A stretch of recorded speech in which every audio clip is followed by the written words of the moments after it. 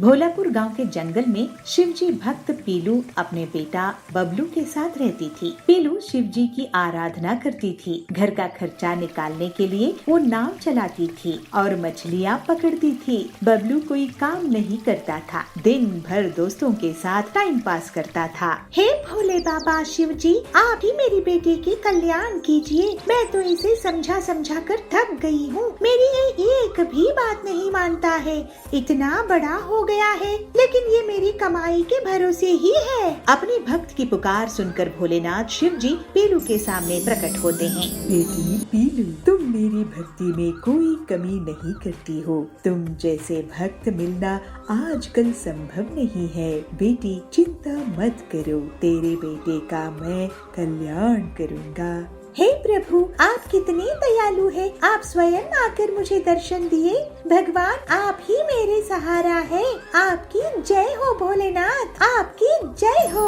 फिर शिवजी आशीर्वाद देकर अंतर्ध्यान हो जाते हैं। अगले दिन पीलू मछली पकड़ने के लिए नदी में जाती है और फिर बाजार में बेचने के लिए ले जाती है। माँ, मुझे फिल्म देखने जाना है और उसके बाद दोस्तों के साथ ढाबे में खाना खाना है। मुझे 1000 रुपए दो ना। बेटा, तेरी उम्र के बच्चे कमाई शुरू कर चुके हैं। तू और तेरे निकम्मे दोस्त कोई काम नहीं करते हैं। लेकिन माँ, मैं क्या काम करूँ? तुम्हारी तरह मछली पकड़ूं? इसी नाव से पैसे कमा रही हूँ मैं, जिसे घर का और तेरा खर्चा चलता है। काम करने में कैसी शर्म। माँ, तुम जब देखो मुझे डांटती रहती हो। बबलू इस बात से नाराज हो जाता है और वहाँ से चला जाता है। हे शिवजी, मैं क्या करूँ? अगले दिन पीलू अपनी पुरानी नाव को लेकर नदी में जाती है। पीलू मछलियों की तलाश में नदी में जाती है, लेकिन उसकी तबीयत अचानक से खराब हो जाती है। उसका सिर चकरा जाता है और उसकी जान बहुत मुश्किल से बच पाती है। पीलू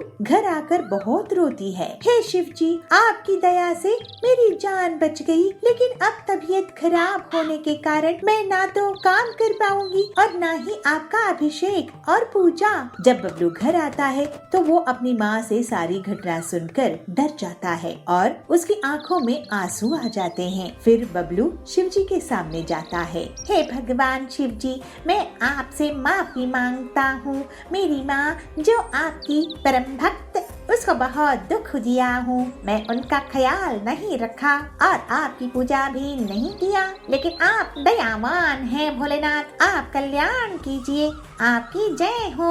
तो शिवजी कहते हैं, बेटा, तू मेरी प्यारी भक्त पीलू का बेटा है, इसलिए मैं तेरा ख्याल रखूंगा। मैं तुझे अनोखी नाव बनाना सिखा दूंगा। एक ऐसी नाव जिसमें मछली पकड़ने का जाला दोनों तरफ से लगा होगा और जैसे जैसे पटवार चलाओगे वैसे वैसे उसमें मछलियाँ पकड़ में आ जाएंगी। हे प्रभु, आपकी जय हो। फिर बबलू शिवजी के निर्देश अनुसार नाव बनाता है और अनोखी नाव तैयार कर लेता है। माँ देखो, ये अनोखी नाव भगवान शिवजी की कृपा से बनी है। शिवजी ने स्वयं प्रकट होकर मुझे ये नाव बनाना सिखाए हैं। तुम्हारी भक्ति के कारण ये सब हो पाया है माँ। भोले बाबा शिवजी, आखिर मेरी प्रार्थना सुन लिया। वो बहुत दयालु है, तुझे सही रास्ते में ले ही आए। जय भोलेनाथ, जय शिव शंभू। और फिर इस तरह से पीलू की भक्ति से उसका बेटा मेहनत करने लगता है और जीवन में तरक्की करता है। गाँव वाले उसकी अनोखी नाव की बहुत तारीफ करते थे और पीलू की भक्ति की गुणगान करते थे। अब दोनों माँ बेटा शिवजी की भक्ति करते हुए और मेहनत करते हुए खुशी खुशी रहने लगते हैं।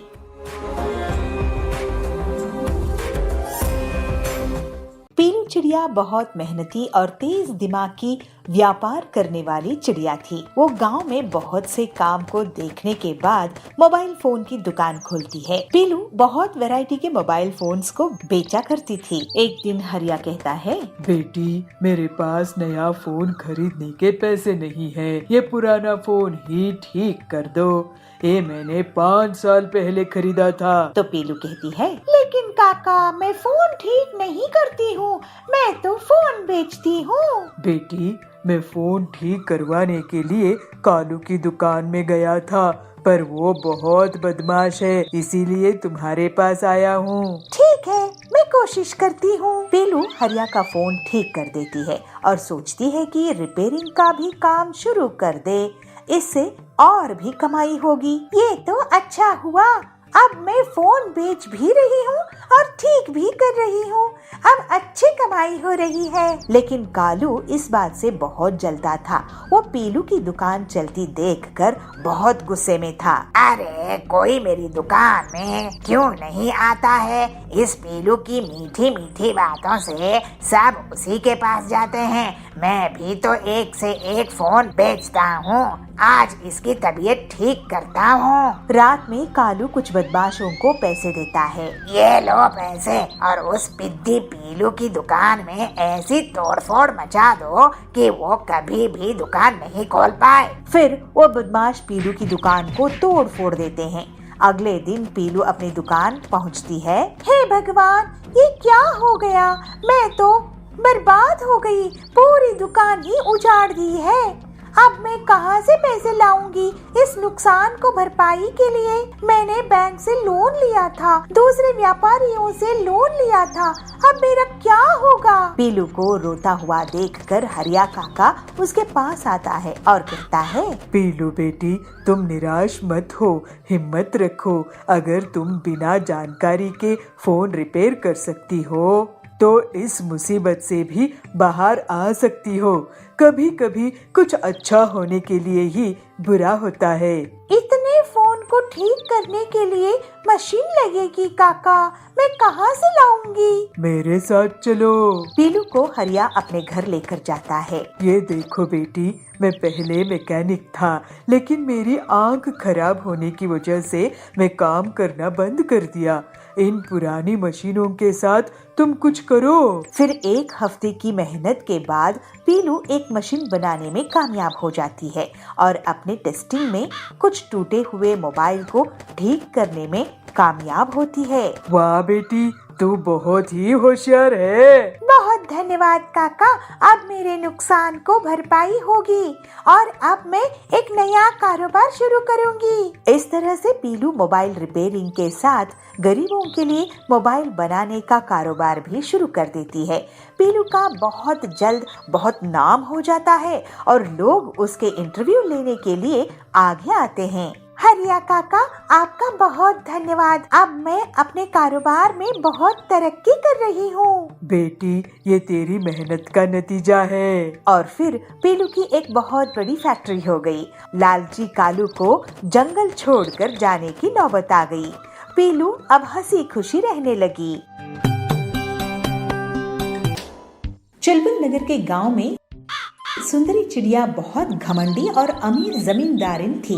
वो गरीब लोगों को ब्याज पे पैसे उधार देती थी और जब गरीब उसे उधार के पैसे लौटा नहीं पाते थे तो वो उनकी जमीन को हड़प लेती थी। ऐसे ही एक दिन बबली उसके पास पैसे उधार लेने के लिए जाती है। सुंदरी सेठानी, आप मुझे 1 लाख उधार दोगी क्या? मैं आपको अगले साल वापस कर दूंगी। मुझे कैसे पता कि तुम मुझे पैसे वापस कर दोगी? तुम कौन हो? मैं तो तुम्हें नहीं जानती हूँ। मैं यही इसी जंगल में रहती हूँ। सेठानी जी, गरीब किसान हूँ, छोटी सी जमीन है मेरी। अच्छा, तो तुम मुझे अपनी जमीन गिरवी रख दो, मैं तुम्हें पैसे उधार दे दूंगी। वैसे कितनी बड़ी जमीन है तुम्हारी? मेरी 10 एकड़ की जमीन है, आप गिरवी रख लो। ठीक है, यहाँ अंगूठा लगाकर पैसे ले जाओ, लेकिन याद रखना, पैसे नहीं चुकाए तो जमीन मेरी। फिर बबली उन पैसों से खाद और दवाइयाँ लाती है और खेत में दिन रात बहुत मेहनत करके फसल उगाती है। इस बार उसकी अच्छी फसल हुई थी। ऐसे ही एक दिन सुंदरी उसके खेत के पास से निकल रही थी। तभी उसकी नजर बबली के खेत में जाती है। अरे वो टिल्लू, कहाँ घूम रहा है? ये बता कि ये खेत किसका है जिसमें इतनी बढ़िया फसल उगी है? सेठानी जी, ये खेत बबली का है। उसी बबली का जिसने मुझसे पैसे उधार लिए हैं? अरे वाह, इसका मतलब ये जमीन और ये फसल और इसका मुनाफा मेरा हुआ। फिर सुंदरी बबली से मिलती है। क्यों बबली, इस बार तो तुम्हारी फसल बहुत अच्छी हुई है, लगता है बहुत मेहनत करी हो। जी सुंदरी जी, मैं फसल बेचकर आपका उधार लौटा दूंगी। उसके बाद घर में बेटी भी है, उसकी शादी भी करनी है। ठीक है, ब्याज मिलाकर 3 लाख दे देना। क्या? लेकिन मैंने तो बस 1 लाख ही उधार लिए थे सेठानी जी। हाँ तो ब्याज चढ़ा के और 2 लाख हो गए हैं। तुम अनपढ़ गंवार लोग कुछ नहीं समझते। ये तो अन्याय है सुंदरी जी। फालतू की बात मत कर, नहीं तो मैं तुझे घर में भी नहीं रहने दूंगी। मैं आपके पैसे नहीं चुका पाऊंगी। नहीं, आप मेरी जमीन ही रख लो। शाम में बबली अपने घर आई और अपनी बेटी पीलू को रोते रोते सब कुछ बता दी। मैं उस लालची सेठानी को देखती हूँ, वो अपने आप को क्या समझती है। आप चिंता मत करो माँ, अब मैं उससे सभी चिड़ियों की हड़पी हुई जमीन वापस करवाऊंगी। पीलू अपनी सहेली हरी तोती के साथ एक प्लान बनाती है। दोनों सहेलियां एक छोटी सी खेत की जमीन में एक नकली पेड़ लगाती है और फिर उस पेड़ को लाल रंग से रंग देती है। फिर वो दोनों उसकी डालियों में सोने, चांदी, डायमंड्स के गहने चिपका देती है, जिससे ऐसा लगता है कि वो गहने उसी पेड़ के फल हो। अब आएगा मजा, लालची सुंदरी कैसे फंसेगी देखना। इसके बाद पीलू चिड़िया हरी तोती के साथ जानबूझकर सुंदरी के पीछे जोर जोर से बातें करती है। अरे तूने देखी क्या उस लाल पेड़ को जो उस खेत में उगा है? उसमें से फल की जगह गहने उग रहे हैं। नहीं तो चल दिखा मुझे। ये सुनकर सुंदरी पीलू और हरी के पीछा करने लगती है। जब वो दोनों खेत पहुँचते हैं तो अरे क्या ये असली सोने जवाहरात है? सेठानी जी, आप कब आ गई यहाँ? खैर हमने तो हीरे जवाहरात कभी नहीं देखे हैं, आप खुद ही देख लो कि सोना चांदी हीरा असली है कि नहीं। वैसे सेठानी जी, आपको बता दूं कि कल बहुत बड़े जमींदार आ रहे हैं जो इस जमीन को खरीद लेंगे, इसके साथ ये पेड़ भी। ऐसा क्या? तो एक बार मुझे इसके गहने दिखाओ। फिर पीलू और हरी तोती गहने दिखाते हैं। अरे ये तो सही में हीरे हैं, हीरे। चलो अच्छी बात है, अब हम ये जमीन उस शहर वाले सेठ को बेच देंगे। नहीं, ये जमीन तो मुझे चाहिए। लेकिन आपके पास इतने पैसे हैं क्या सेठानी जी? अरे पीलू, तुम गरीब लोग गरीब ही सोचोगे। इसके लिए तो मैं अपनी पूरी जमीन जायदाद बेच दूंगी, लेकिन मैं इस पेड़ की जमीन को खरीद के ही रहूंगी।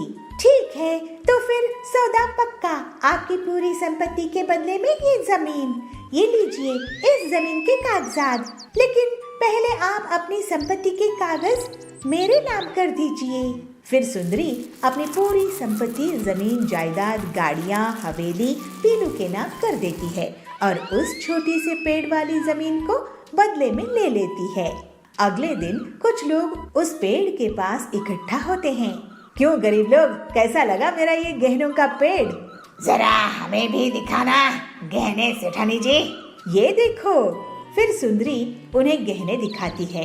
तभी टिल्लू के बगल में खड़े हुए पक्षी के हाथ से उस हार में पानी गिर जाता है और उसका सुनहरा रंग मिट जाता है।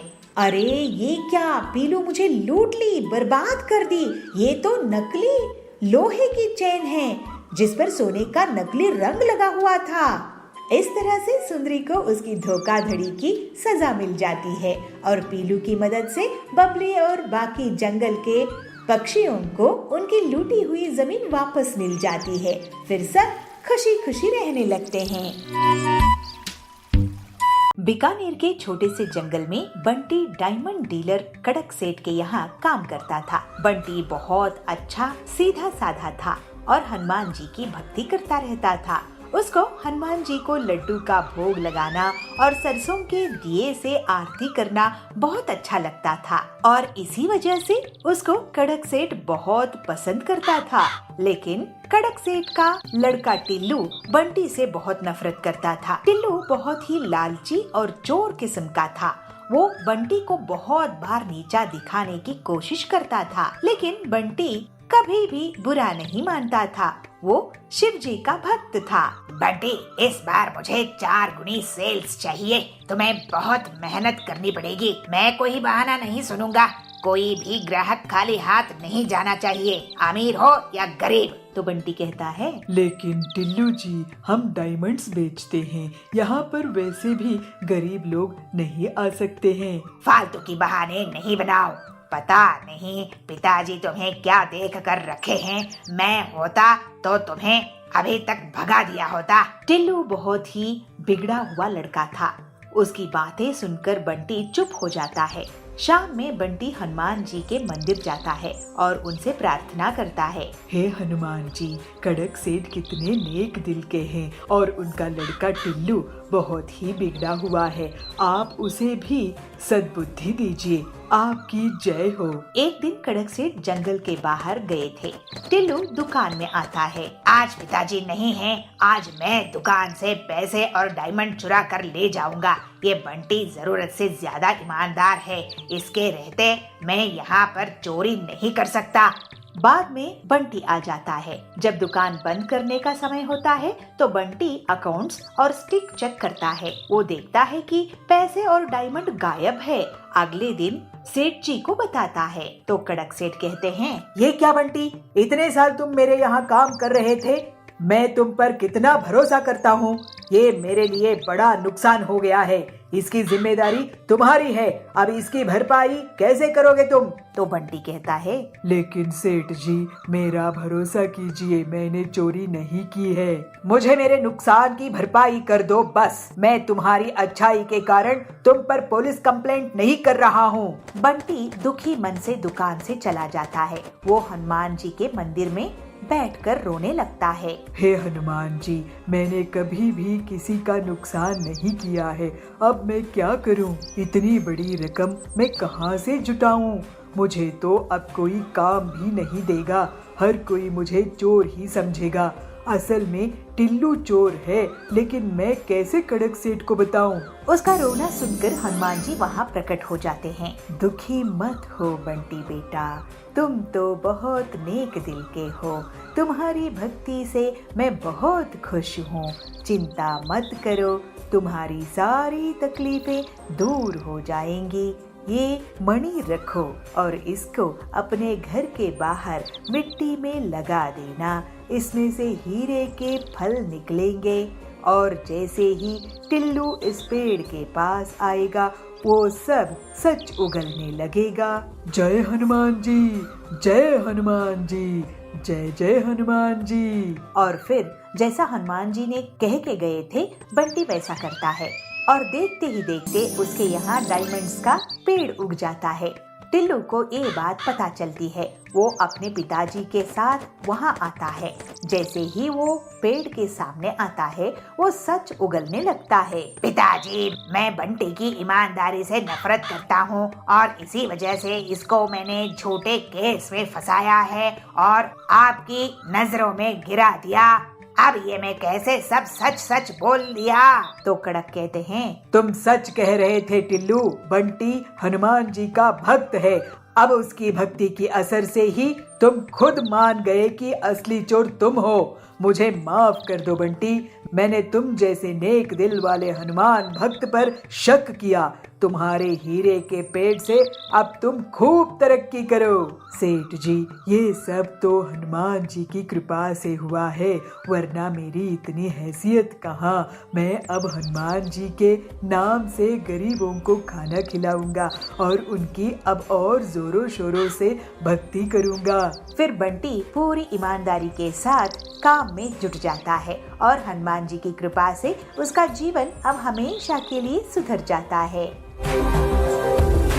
एक गांव के जंगल में पीलू और बबलू बहुत प्यार से रहते थे। एक दिन पीलू अपने पति से कहती है, सुनिए जी, आज फिल्म चलते हैं। आपको वैसे भी छुट्टियाँ नहीं मिलती है, आज मिली है तो हम घूम कर भी आएंगे। तो बबलू कहता है, ठीक है, अपनी बाइक में चलेंगे, तुम तैयार हो जाओ। फिर दोनों पति पत्नी बाइक में सवार होकर फिल्म देखने के लिए चले जाते हैं। जो वो दोनों फिल्म देखकर लौट रहे थे, उनका एक ट्रक से एक्सीडेंट हो जाता है और दोनों सड़क के किनारे गिर जाते हैं। आप ठीक हो बबलू जी? हाँ पीलू, तुम ठीक हो ना? वो तो गनीमत है कि हमारी जान बच गई। तभी हरिया बोलता है, चलो बबलू की बाइक की टायर को ट्रक के नीचे से निकालते हैं। बबलू की बाइक पूरी तरह से टूट गई थी। फिर वो लोग एक ट्रैक्टर की मदद से टूटी हुई बाइक को अपने घर लेकर जाते हैं। मेरी इतनी मेहनत से कमाई हुई बाइक ऐसे ही टूट गई। अब पता नहीं ऑफिस कैसे जाना होगा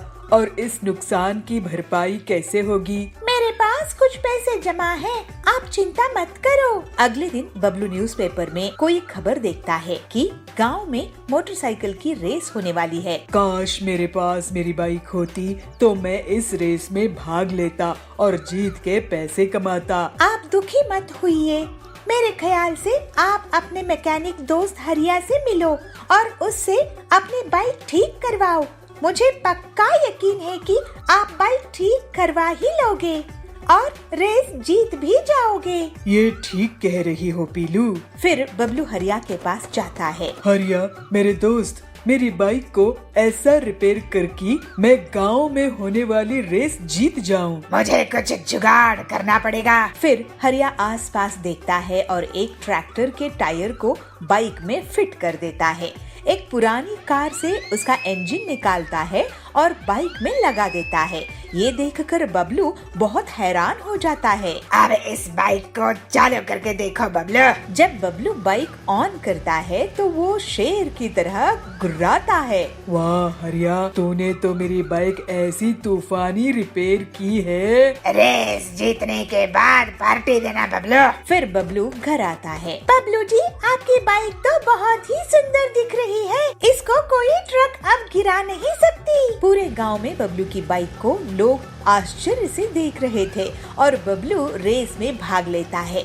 रेस के दिन सभी इकट्ठा होते हैं।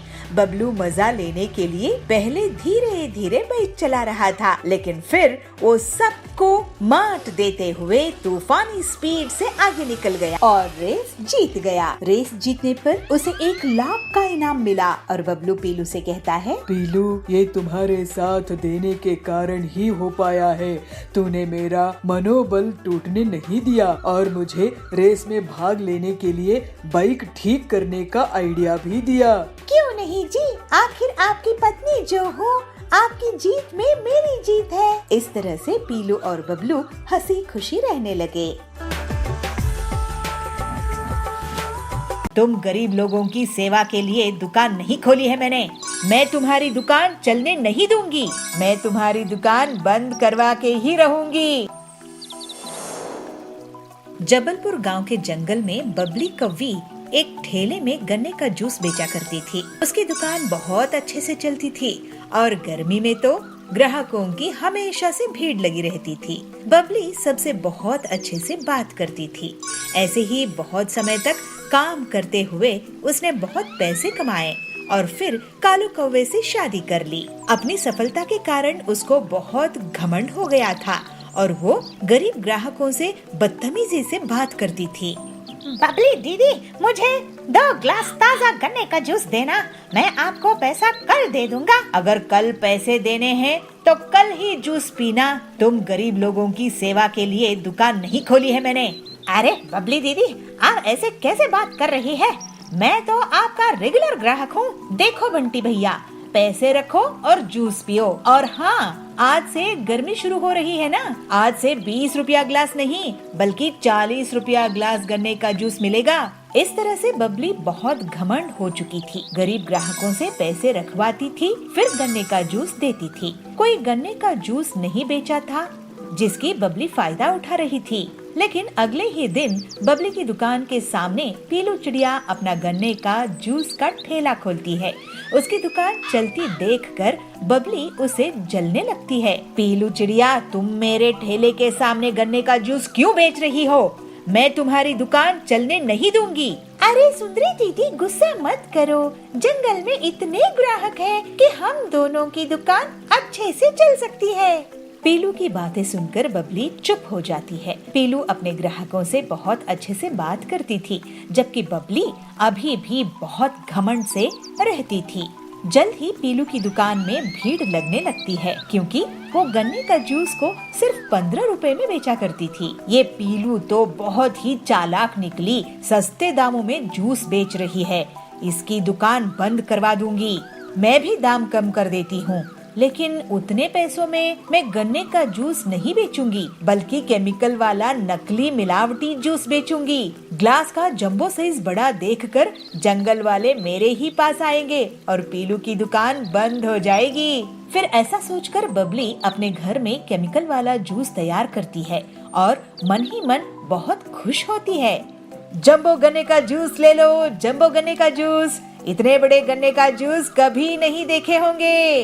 जंगल के पक्षी बबली की आवाज सुनकर उसकी दुकान की तरफ भागते हैं और ग्लास का साइज देखकर लालच में आ जाते हैं और सिर्फ कुछ ही मिनट्स में बबली के जंबो गन्ने का जूस बिक जाता है। देखा पीलू चिड़िया, मुझसे पंगा लेने का नतीजा, मैं तुम्हारी दुकान बंद करवा के ही रहूंगी। उसी दिन से पीलू की दुकान में ग्राहकों की कमी होने लगती है और अगले दिन से तो कोई भी उसकी दुकान नहीं जाता है। थोड़े ही दिनों में पीलू को दुकान बंद करने की नौबत आ जाती है।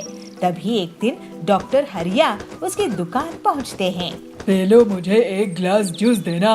बबली की दुकान में भीड़ है, मुझे लेट हो रहा है, नहीं तो मैं उसी की दुकान में जाता। ये लीजिए डॉक्टर सर। अरे वाह, ये बहुत ताज़ा है। ऐसा करो, तुम मेरे हॉस्पिटल में रोज 20 गिलास भेज दिया करो मरीज के लिए। पीलू ये सुनकर बहुत खुश हो जाती है और हरिया के मरीज उसके गन्ने का ताज़ा जूस पीकर ठीक हो जाते हैं। लेकिन तभी वहाँ बबली की दुकान से गन्ने का जूस पीने वाले पक्षी आते हैं और उल्टियाँ करने लगते हैं। अरे ये क्या, इन्हें तो उल्टियाँ हो रही है। उनका टेस्ट होता है और उनसे हरिया पूछता है कि वो लोग क्या खाए पिए थे। तब वो बताते हैं कि रोज वो बबली के यहाँ जूस पीते हैं। बबली, तुमने इस गन्ने की जूस में क्या मिलाया है? तुम्हें पता है सबको किडनी में स्टोन्स हो गए हैं। इन सब की तबीयत खराब हो गई है तुम्हारी दुकान का गन्ने का जूस पीकर। अरे वो ये लोग पीलू की दुकान का जूस पिया करते थे। फिर हरिया बताता है कि पीलू की दुकान के जूस से उसके बीमार मरीज ठीक हो गए हैं। इसके पहले बबली कुछ बोल पाती, सभी पक्षी उसको घेर लेते हैं। बबली, तुम हमसे इतना सारा पैसा लेती हो गन्ने के जूस का, लेकिन ये जहर बेच रही हो। वो पीलू कम दाम में भी हमें स्वादिष्ट और सेहतमंद गन्ने का जूस पिलाती है। अब तुम्हें इसका हर्जाना भुगतना होगा। ऐसा कहकर सभी पक्षी बबली को पुलिस के हवाले कर देते हैं। पीलू पूरी ईमानदारी के साथ स्वादिष्ट गन्ने का जूस बेचना जारी रखती है और जंगल वाले उसकी बहुत तारीफ करते हैं। अब जंगल में बस उसी की गन्ने का जूस का दुकान थी। पीलू और बाकी लोग अब हंसी खुशी रहने लगते हैं। जयपुर के जंगल में पीलू और बबलू दो पति पत्नी रहते थे। वो लोग कुछ मुर्गियों को पाले थे। पीलू उन मुर्गियों को दाना डाला करती थी। पीलू एक मुर्गे का बहुत खास ख्याल रखती थी। उसे काजू, बादाम, पिस्ता, किशमिश खिलाती थी। पीलू, तुम इस मुर्गे को इतना क्यों खिलाती रहती हो? तुम इसकी आदत बिगाड़ रही हो। इतनी खास ख्याल रखोगी तो ये बिगड़ जाएगा और घमंडी हो जाएगा। अरे नहीं, आप चिंता मत करो, ऐसा कुछ नहीं होगा। अगर ये बिगड़ गया तो मैं इसे सुधार दूंगी। लेकिन वो मुर्गा बहुत शरारती था। उसे अपने पर घमंड था और वो दूसरी मुर्गियों को चिढ़ाता था। ऐसे ही एक दिन पीलू मुर्गियों को लेकर नदी के किनारे गई और एक पेड़ के नीचे सो गई। तब वो घमंडी मुर्गा टहलते हुए एक साधु के पास पहुंचता है और उनसे वरदान मांगा। साधु मुर्गे की भाषा समझते थे। साधु महात्मा जी प्रणाम। आप अभी अभी तपस्या से उठे हैं, क्या मैं आपसे वरदान मांग सकता हूँ? तुम तो बड़े चालाक लगते हो, लेकिन क्योंकि मैं अभी अभी तपस्या से उठा हूँ तो तुम्हें वरदान देना ही होगा। बोलो क्या चाहते हो? मैं चाहता हूँ कि मैं लोगों की मन की बात जान सकूं। अरे लेकिन ऐसा प्रकृति के नियमों के साथ खिलवाड़ होगा। मैं नहीं जानता। साधु जी, आप तो मुझे यही वरदान दे दो। ठीक है, ठीक है। फिर साधु उस पर जल छिड़क देता है। थोड़ी देर बाद पीलू नींद से जागती है और सब मुर्गियों के साथ वापस घर चली आती है। पीलू घर में फिर से उस मुर्गे को दाना डाल रही थी और सोचती रहती है, मैं इस मुर्गे से बहुत पैसे कमाऊंगी। इसके साथ जो भी मुर्गी अंडे देती है वो काफी ज्यादा दाम में मैं बेचती हूँ, जिससे मुझे बहुत फायदा होता है। ये सब सुनकर मुर्गा और भी घमंडी हो जाता है। ऐसे ही एक दिन कालू चोर पीलू के घर की तरफ देख रहा था और सोच रहा था, ये बबलू और पीलू आजकल बहुत पैसे कमाते हैं। आज रात को इनके घर में डाका डालूंगा और सारी मुर्गियों समेत इनकी तिजोरी खाली कर दूंगा। तो तभी घमंडी मुर्गा बोलता है, अच्छा, तो ये मेरे मालिक के घर में चोरी डकैती के बारे में सोच रहा है और उसमें भी मुझे चुराना चाहता है। अभी मजा चखाता हूँ इसको। और फिर वो कालू पर हमला कर देता है, जिससे कालू बहुत बुरी तरह से घायल हो जाता है। फिर कुछ देर बाद कालू अपने दोस्तों के साथ पीलू के घर आता है और उसे धमकाता है, तुम अपने मुर्गे को संभाल कर रखो, नहीं तो मैं इसकी बिरयानी बनाकर खा जाऊंगा। इसने मुझ पर हमला किया था। कालू, तुम्हारी इतनी हिम्मत कि तुम मेरे घर में घुसकर मुझे ही धमकी दे रहे हो? मैं तुम्हें और पीट दूंगी, भाग जाओ यहाँ से। फिर कालू और उसके दोस्त डर के कारण वहाँ से भाग गए। एक दिन पीलू की सास सुंदरी उसके घर पहुँची। बहू, क्या कर रही है? आजकल इन मुर्गियों को पाल रही है क्या?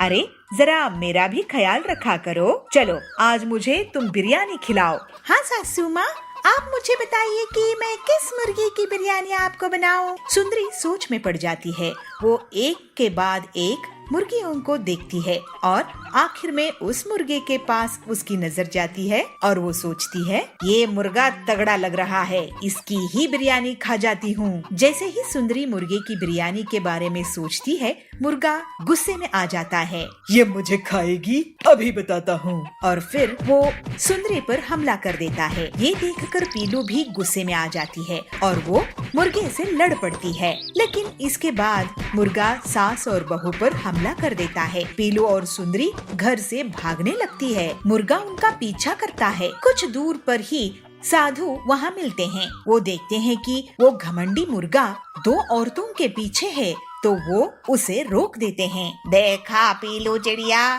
तुमने लालच में इस मुर्गे का खास ख्याल रखी और दूसरी मुर्गियों को कम समझती थी। इस भेदभाव के कारण ये मुर्गा घमंडी और बदमाश हो गया। सबको एक जैसा समझना चाहिए। जी साधु महात्मा, आप ठीक कह रहे हैं, मुझसे गलती हो गई। इस तरह से पीलू अपनी गलती मानती है और आगे से सभी मुर्गियों को एक जैसा दाना पानी देने लगती है।